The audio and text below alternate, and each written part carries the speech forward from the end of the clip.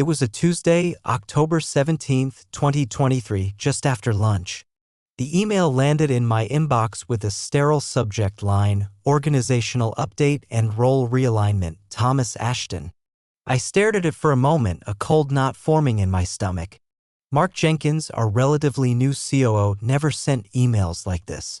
His style was usually curt, bullet-pointed directives, not corporate jargon. I clicked it open.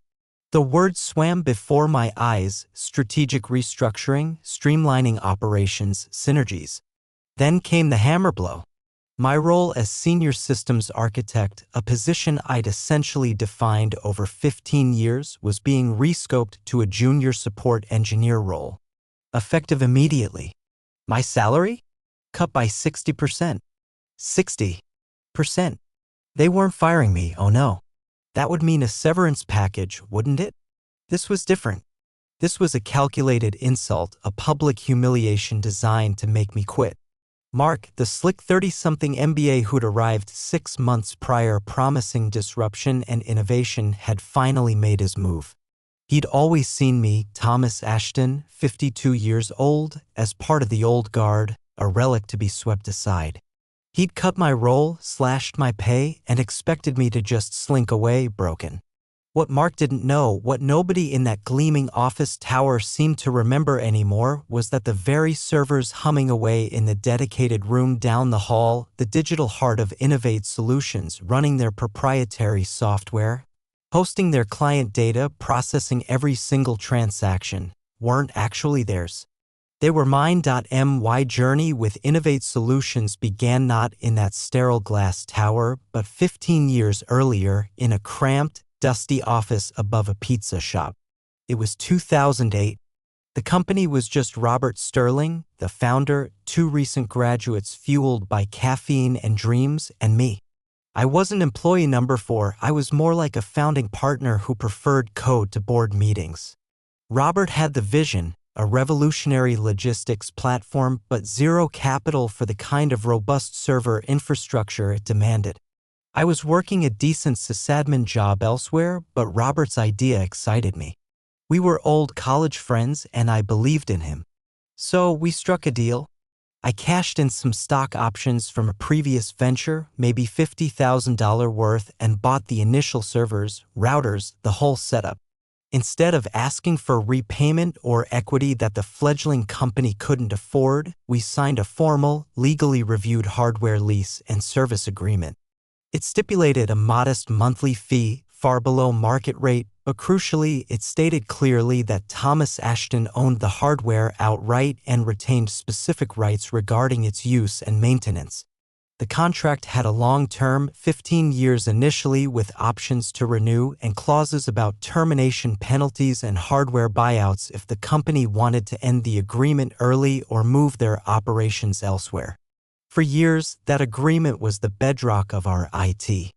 I managed those servers personally, often late at night or on weekends, upgrading components, patching vulnerabilities, ensuring the uptime that let Robert pitch his platform with confidence. As Innovate Solutions grew, slowly at first, then rapidly after landing a major client in 2014, my role formalized. I became the head of IT, then senior systems architect. The modest lease payments continued, almost forgotten in the expanding budgets, a line item labeled Legacy Infrastructure Maintenance.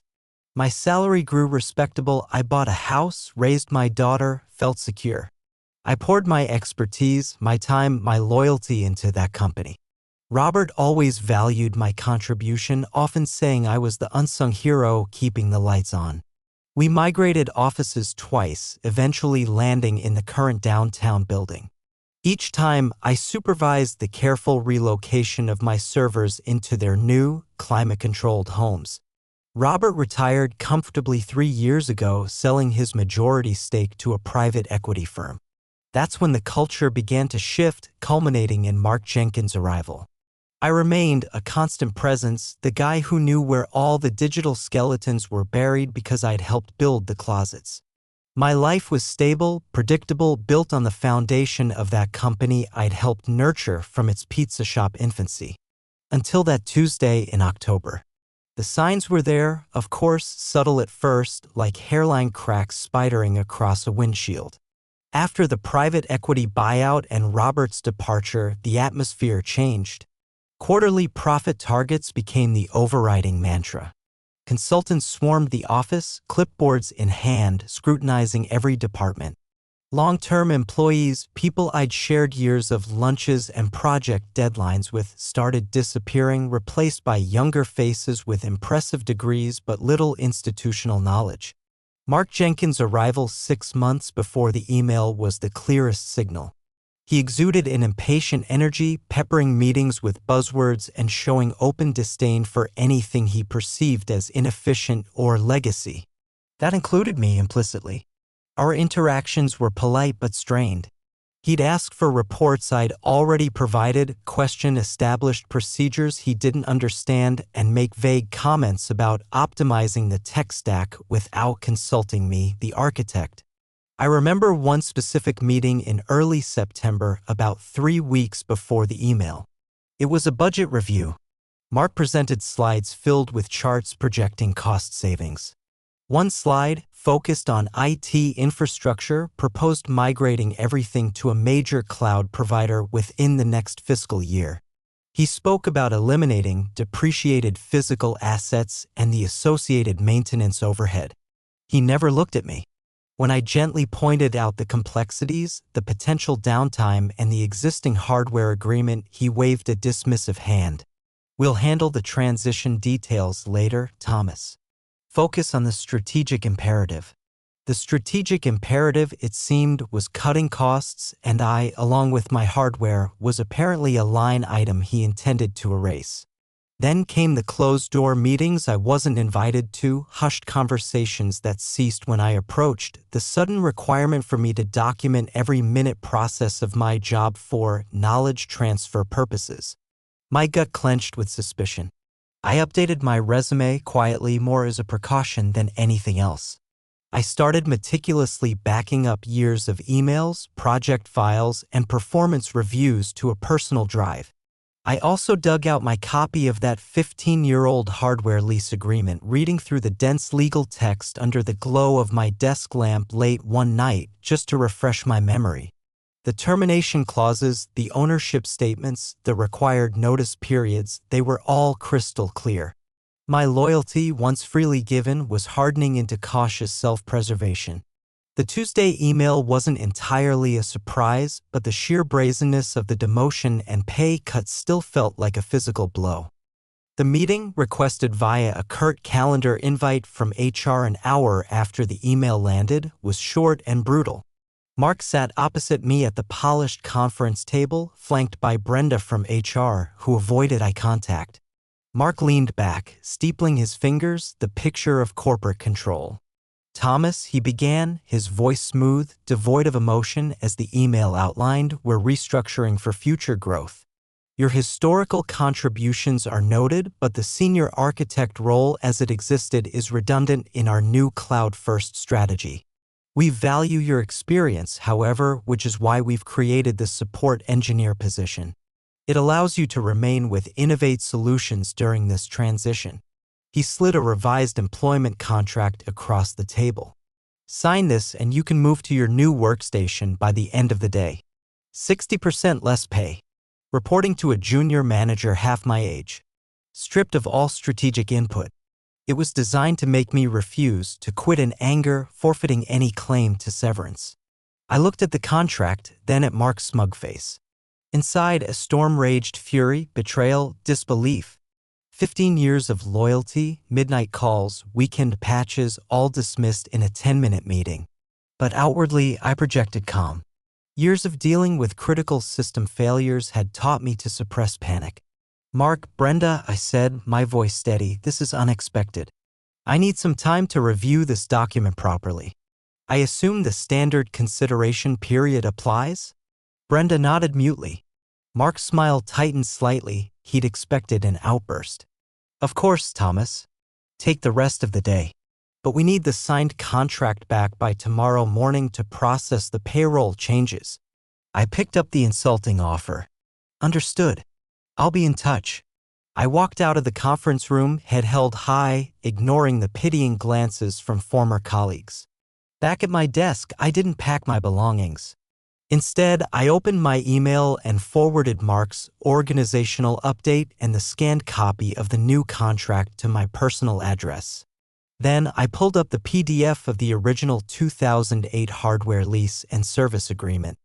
I highlighted Section 7, detailing termination procedures, 90 days written notice required from Innovate Solutions to terminate the lease, and Clause 8b, specifying that early termination or migration off the hardware before lease end would trigger a buyout penalty equivalent to the remaining lease payments plus the depreciated, but still significant, market value of the hardware.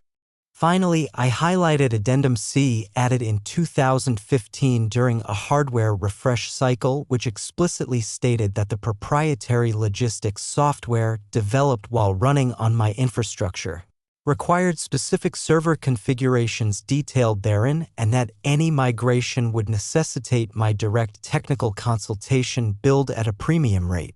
My next step was a discreet call to Eleanor Vance, a sharp contract lawyer Robert Sterling himself had recommended years ago. I explained the situation calmly, factually.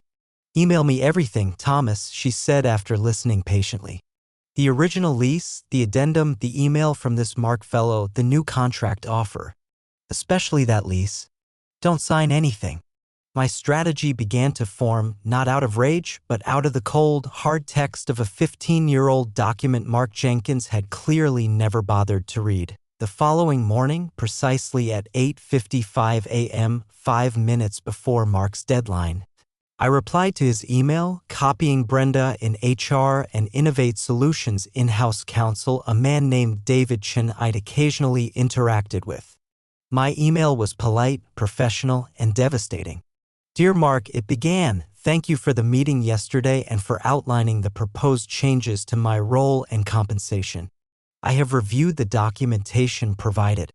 However, before discussing the proposed employment contract further, I must draw your attention to a pre-existing and currently active agreement between myself and Innovate Solutions dated July 15, 2008. Concerning the server hardware infrastructure currently utilized by the company. I attached the scanned PDF of the original lease agreement with relevant sections highlighted. As stipulated in Section 7, I continued, termination of this hardware lease requires 90 days written notice.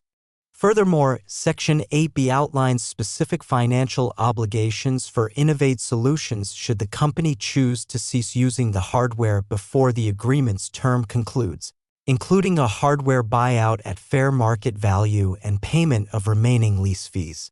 Addendum C, attached, also specifies requirements regarding my consultation for any data migration.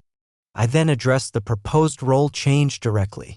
Given that my current role involves the critical maintenance and administration of this essential privately owned hardware under the terms of the 2008 agreement, the proposed rescoping to a junior support engineer role appears incompatible with my ongoing responsibilities as outlined in the lease.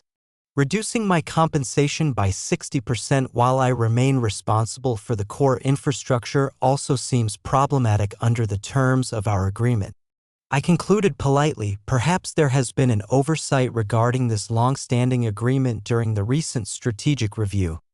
I am available to meet today, preferably with legal counsel present, to discuss this matter and find a mutually agreeable path forward that respects all existing contracts. Sincerely, Thomas Ashton. The effect was instantaneous. Within 15 minutes, my phone rang. It wasn't Mark. It was David Chin, the company lawyer. His voice was tight, professional, but laced with an undercurrent of controlled panic. "Thomas, David Chin here. I've just seen your email and the attached document. Can you come up to legal right away? Bring your original copy of the agreement." Mark was already there when I arrived, his usual smugness replaced by a pallor I found immensely satisfying. Brenda from HR hovered nervously near the door. David Chin, however, was all business. He examined my original copy of the lease, comparing it to the PDF. He read Section 7, Section 8b, and Addendum C carefully. The silence stretched. Mark started to bluster. "Look, this is some ancient history. Surely it doesn't dash." David cut him off sharply. "Mark, be quiet." He looked at me. "Thomas, this agreement appears entirely valid. Frankly, I wasn't aware of its specific terms regarding termination and ownership. It predates my tenure." He turned to Mark.